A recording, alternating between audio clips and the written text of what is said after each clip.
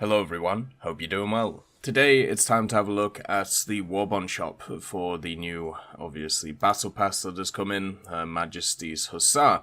Another thing to also mention, there's three separate things going on right now. So you got the Israel Independence Day decal, also the Italian decal, and Elb Day for the pages of history. So it's good to combo these things with your dailies and also your specials when you're doing the battle pass. So definitely worth doing that stuff so you can get them all done together, so you can get a bunch of things at the same time. But since the Battle Pass has just come out, that means the new set of premiums is here, and also test drives. The last Battle Pass was okay, but I thought the premium vehicles were a little bit weak. Nothing too crazy. I ended up getting the two talismans and not getting the best ones. I think one of them was okay and the other one wasn't, but to be honest with you, I don't really remember. There's not a ton of stuff which has changed, apart from they brought back the bushes once again, so make sure to pick up the bushes if you want them. They're really useful. Once you get one of these bushes, you can use them on any vehicle, and you can use it once on every vehicle. So you can remove it and then replace it and do all of that. So it isn't like a one-time purchase for each vehicle. It's you get the bush and you can put it on anything you want, like multiple times basically. So very useful for this kind of thing. It's usually the one that I go for in general. They've also got the Taurus decal, which looks quite nice. It doesn't really make sense nowadays to have these types of decals in the shop because Warbonds used to be a monthly thing, but nowadays they're not. Instead, they are more of a 3-month thing since they followed the Battle Pass. So it would be kind of nice if there was more than just one pin-up, because technically it goes over 3 months. You obviously have all of these pin-ups, which are just sat around the place, which you can also pick up, and of course camouflages and everything else. Everything else seems about the same. The only thing that's changed is, of course, the different vehicles that are on offer, and that's about it. I wish they offered a good old talisman or something where you could pick what vehicle it goes on, but it was like crazy expensive, like 5,000 Warbonds or something, just so you could have that option instead of the random setup, which is there. So for the timed ones, you have the Polar. The Polar is just a Zara class. It's a copy of one of them which is already in the tech tree. It's at 5.7. It has the 203mm. If you really want to give a vehicle like this a go, just play the Trenton. Oh, sorry, the Trento. It's got some very similar guns and much better matchmaking. This thing gets eaten alive by other premiums. That's pretty much it. It has a decent secondary, but as I said, the stuff like the Helena and stuff like that will just eat it. So, you know, it's obviously not going to be great for it. The next one is the TAM2IP. The TAM2IP is a fine vehicle. It works incredibly well.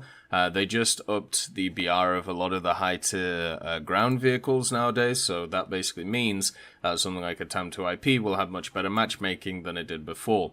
9.0 and 8.7 have always been pretty strong for Germany. It's a little bit less strong nowadays because they bumped up a lot of the crazy meta vehicles, but this thing still has the M33 at 8.7, it still has good scouting, it still has a laser rangefinder. The only thing this vehicle doesn't have is it doesn't have access to thermals, but you can work around that and still be very effective.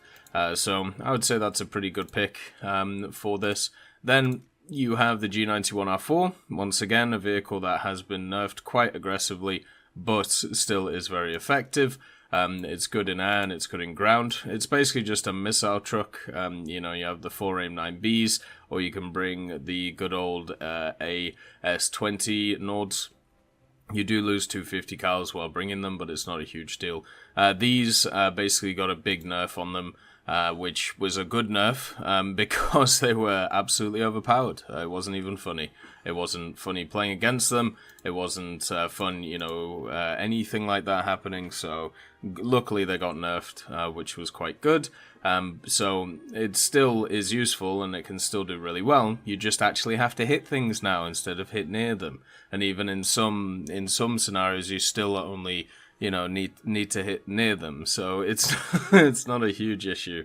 in that way. So yeah, tons of missiles. The only thing is with all the missiles, it does get a bit heavy, a bit clunky, so you got to play slightly differently. Like, you can't just like dogfight all the time in it. You have to come in as a secondary, but that's not too hard to do if you know what you're doing. The G-Lynx is also pretty good. This vehicle at 10.0 is very quick. It's very, it's very maneuverable, and you also get access to good old TOW2s and Hellfires, and also Stingers. So you can bring a pretty cool loadout in the fact of bringing like a gun and then some Stingers, or bring basically 2 sets of Stingers and then the Hellfires, and you can be really, really powerful. So this thing also has access to thermals, so you can get into it pretty quickly, and then you can kind of dominate from the air. So the G-Lynx is a really nice one to pick up if you haven't played through any of the British helicopter stuff. It's one of the better British ones. It used to be the best helicopter in the tree, but then obviously they added the Apache. So yeah, not a bad pick, this one, I would say. So out of all of these, I would probably say the TAM and the G-Lynx are probably tied for first, then the G91R4, and unfortunately the Polar. The Polar also has the issue where the Italian blue water stuff is not very good. You know, I've played a lot of it.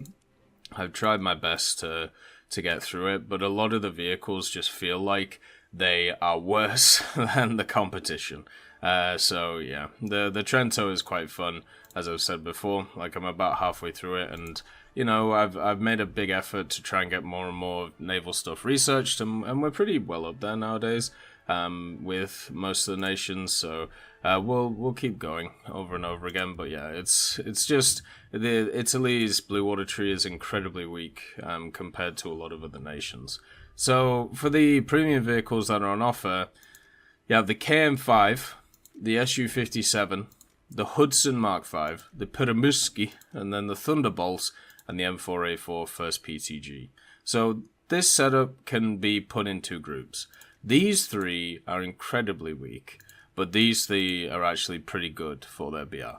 That's pretty much how it goes. The KM5, I don't know why this thing is here. They added it what feels like a few updates ago, and I'm guessing nobody has bought it, because why would you? And it's basically got a 15mm on it, and then a set of dual 792s, and then 2 torpedoes. Like, so this is basically the same as the LS3, and they had, I think it was the LS5, which was just the standard LS3, but it had a 20mm on it instead already as a premium. So why would you use this thing? It's also at 1.7, and there is actually quite a lot of quite good vehicles at like 2.327, and this thing has a main armament of 1 15mm cannon. Like, when they added this, I don't know why they added it, like, as a premium to start off with. Like, maybe they didn't want to put it in the tech tree because they didn't want people to grind through it and be annoyed. But this thing is just really rough. Like, I have no idea why you would buy this thing. I suppose in the Warbond shop, yeah, maybe you could pick it up, but I mean, that's 2,600 Warbonds on what is essentially just a really bad premium. It's kind of like when they did the Japanese premium over and over again in the Battle Pass. Like, they would constantly throw in the good old Type. Was it the Type 14? No, it's the. Did they take it out? Maybe they removed it. Oh no, sorry, it's this one. They constantly threw in this one, the Type 4 Mod 4, with its good old engines at the top here. And I'm guessing at least this one was a bit unique, but it's not exactly a good machine, you know? Like, it's not something you want to spend that many Warbonds on. The Su-57's a bit of fun. So this thing, it is at rank 1, which is a problem. It would be nice if it was rank 2, so you could at least get one of the dailies done. But it does have the 57mm, which has the really good APC-BC round for 2.3, so this thing can pretty much pen whatever it wants. It has the same limitations as general trucks. It doesn't have full traverse, which is a problem. Its reload also is quite long, and I know that sounds weird because it's 5.2 seconds, but there's a lot of vehicles that out-reload it at this BR. Think about like Stuarts, for example. Like Stuarts have an insanely quick reload. At these BRs, like at 2.7, you got a standard reload rate of 3.7, and you can really get that low if you want to, right?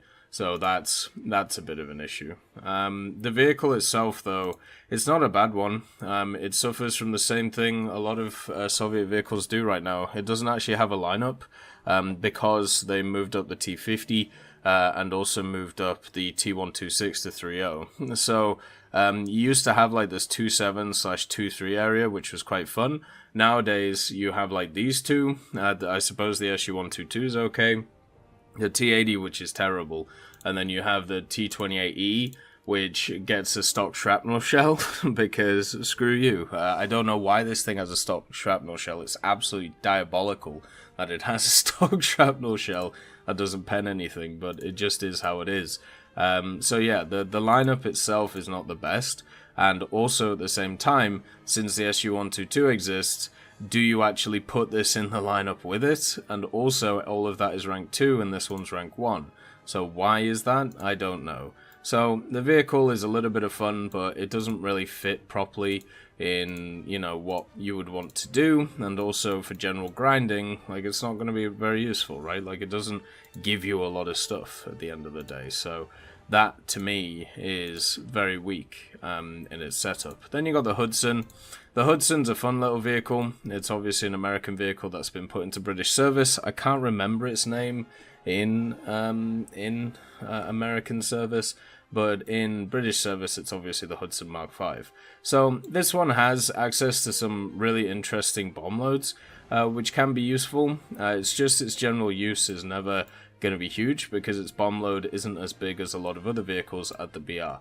So it has these turrets, it has the 7.7s, so it's got a dual here and then one at the bottom. They're just standard Brownings and Vickers, so they're really not going to, you know, keep you alive or anything. The front actually has 2 offensive 7.7s though, which is quite nice. And for a vehicle which is this size, it's actually incredibly maneuverable. This huge elevator on the back basically means that you can do a bunch of flips and you can have a lot of fun with it. So that could be quite nice, especially in a dogfighting setup. But the place where it's a little bit let down is these secondaries. So you have a bunch of 250s and a few 100s. This isn't good if you compare this to a lot of other bomb loads of a lot of other nations that exist. It really is weak for the BR that it's at. And then also you get these AP rockets for some reason. But these are no good either. So generally, it's a vehicle which struggles, not because of its flight characteristics or general survivability. Its survivability is okay, like it's not great, but it's not bad. It's just the fact that its bomb load is awkward, and you're not really going to do too much with that, especially when there are better options, which are actually in the tech tree. It's also only rank 2 once again, so not exactly great. So out of these, like, I really wouldn't pick any of them up. Like the Hudson, at least, is a consideration, but there are so much better premiums at rank 2 for the British. You know, stuff like the Venture, for example, in the beginner's pack is so much better than something like the Hudson.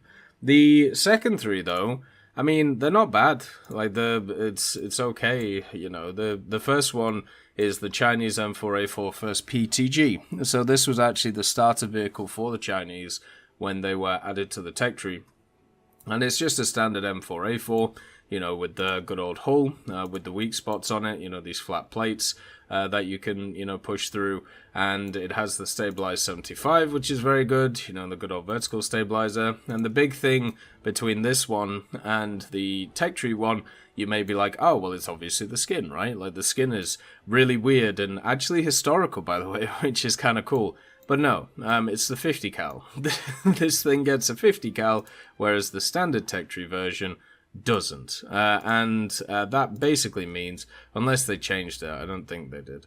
That basically means that you are technically, when it came out, paying for power because you got a top mounted 50 cal, which is a lot more useful than the standard one. Because if you've ever used like an American vehicle with the 50 cal on top, you know how deadly it is against planes and also against light vehicles. That 50 cal helps you a lot because it pens up to 30 millimeters. The 75 millimeter has the M61 shell, which is good for dealing with pretty much anything. It's a bog standard, very good medium tank. You can't rely on its armor, its gun's good with the stabilizer, good reload, 50 cal, all of that stuff. It's actually a really good pickup if you want to get started into the Chinese tech tree. And as someone who's played a lot of the Chinese tech tree, I would definitely say it's a fun tech tree, you know? At the lower tiers, there are some problem BRs, mainly because they've added all of the really annoying USSR tank destroyers, but there's a lot of BRs that fit really well. 2.7, 3.7, you know, good old 5.7's a powerhouse. 7.0, 7.7, 8.0, all of these work very well. 8.7 is really nice for the Chinese too. So if you haven't actually played China and you want to get into the tech tree, the M4A4 First PTG isn't a bad one. Once again, it's only a rank 2 though, which sucks. If this was a rank 3 and you could do all your dailies and everything, that would be a really nice pickup. The Thunderbolt is a rank 3, so this one you can do all your dailies with and also can do your specials with. It's also part of a very powerful American lineup of PT boats, and this one can dominate a lot of other coastal machines because it has this 420mm setup on the back. So basically what I do is I launch torps, turn 180, so I'm facing the enemy, and then use my 20mm on the back to hammer them while you go away from them, so it's harder for them to hit you. It works very well. It's really nice. The other gun that you main control is this one, the other 20mm. You also have a 37 on the front and also some 50 cals to provide some support as well. But this one can be really nice, especially with artillery support. There is actually a Battle Pass mission which is coming up, if I can remember where it is, but there's this one. So destroy 10-player blue order ships with torpedoes using the coastal fleet. So this one right here, the Thunderbolt, is actually really good for doing that, because at 3.0 it faces a lot of starter destroyers. A lot of starter destroyers don't have a ton of secondary armaments, so you can sneak up on them with stuff like the Thunderbolt, and you can actually get these torps off and hit them and, you know, kill them basically. There is also, as I said, a pretty good lineup for the US around the BR. If I can just find it. Here you go. So this is my event lineup, right? So you have the PT 565, which is more of the standard tech tree Thunderbolt. Then you got the PT 59, which is the gun version, which has the 2 bow for 40s and then all the 50 cals on it. And then also you got the Thunderbolt itself, which has the 20mm. You can also run it with the Hellcat, which is also rank 3, so you can do dailies in that, and then also the F4U1D, which is also rank 3, so you can, you know, do well with that. So this is a really powerful lineup, not just for events, but also for doing that Battle Pass mission, and also many others. It's one that I heavily rely on when it comes to like sorting all of these different things out. So the Thunderbolt's a really good pickup. The Pyramirski is in the Swedish tech tree, but it's Finnish, and they more recently, at least after its addition, added some 100 kilo bombs to it, which is quite nice, so it's useful in good old ground forces as well. The vehicle is rank 3, it's at 4.3, and I have no bad words to say about it really. Like, it has the DB605A, which is a completely fine engine for the airframe. It has 2 12.7s plus a 20mm MG151, all do a lot of damage, and it has a decent amount of ammunition, so you can do a lot with it. It's a very much like multi-role's wrong, it's an all-purpose fighter, meaning that in any situation you find yourself in, you have some kind of advantage over the enemy that you're fighting. And generally, these types of planes are like Italian ones, or, you know, they're around this BR, where it's kind of you have to pick the enemy's weakness and then fight against that, instead of you have a weakness and you have to hide it. So it means that you can be in the ascendancy quite a lot with something like the Pyramirski. They also added the Finnish stuff recently to the Swedish tree, so this thing obviously gets a little bit of an additional setup on it, which is really nice. One of the problems, though, is its reward for SL is super low. Like, is that in realistic, or is that in arcade? Like, even in arcade, that seems really low. But I can check in realistic. Maybe it's slightly better. Yeah, there you go. So it is better in realistic. Because in arcade it was like 80 or something. That's ridiculous. But yeah, so you got to remember the reward modifiers are different in either arcade or realistic. So that's the setup for that. But I think this one's really good. And also when you look at the premiums for Sweden, I mean, I suppose the Saab is okay. The 105 OE is pretty alright, but everything else is not very good, right? The Morco Moran and the Fokker are very rough, and the VL Mirsky is not very good either. The Pyramyrsky is okay, though, so yeah. I would say this one is a good pickup as well. So, with the premiums, it's a tale of two halves. It really is. These are incredibly weak, in my opinion, but these are actually pretty good. So, if I was going to order them, I would say number one would be the Thunderbolt, just because of its usefulness in doing events, and also doing dailies, and also doing Battle Pass challenges. Then it would be the M4A4 First PTG, just because the Chinese like nation in War Thunder is very good for doing a lot of different stuff with it, and also some pretty unique, interesting lineups. Then the Pyramyrsky, not because it's weaker than the other two, it's just its overall use and what you get out of it. I think the Swedish aviation tree is quite powerful just by itself, so you don't need a premium to really go through it, whereas with something like China with the M4A4, it can get a bit monotonous if you're an older player like I am, where you've already played a lot of these vehicles over and over again, so it gives you that initial boost, which is quite nice. The Hudson would come in fourth, just because its flight characteristics are fine. Everything about it is fine, there's just nothing exceptional about it. It needs a better bomb load to be more useful. Then the Su-57, just because the gun is okay, but it's on, a platform which limits the gun, and also there are just so much better options in the tech tree at higher ranks, so they're more useful for you. And then the KM5, I don't even know why you're here, brother. Like, it's this dude got lost and ended up in the wrong like city, Like, I don't know why anybody would purchase this, and why somebody wouldn't just wait, for the 50% sale and pick it up for 200G if they wanted to. Like, this would just be a waste of Warbonds. And usually I don't, go on about wasting Warbonds because it's something you can grind for free, but this really would be a waste of Warbonds. So yeah, that's the Warbond setup for Her Majesty's Hussar. I think what I'm going to be going for is probably similar to what I went for last time. So maybe the Zodiac sign, and then also the talismans, because I don't need the premiums. As you can see, I already pretty much have all of them. Maybe I'll get a bush. Usually I get a bush around this time. Remember the special tax stuff and how it works. If you want a video on how the Warbond shop works, I did one in War Thunder Tips in the playlist. And as always, I hope you have a wonderful day, and I'll see you next time. I'd just like to thank Millie Draper, Juan the Panda, Nick R. Kupila, Carrion Crow, Gus Irenicus, Pyman, Merciless Reaper, Orange Tail, Teddy, Daniel Stanton, Moxie B. Young, Peter Grayling, Jerry Provolt, Bareen, Alan Hacker, Sem Arslan, Uncle Bean, Derek R. and Lafouche for supporting the channel.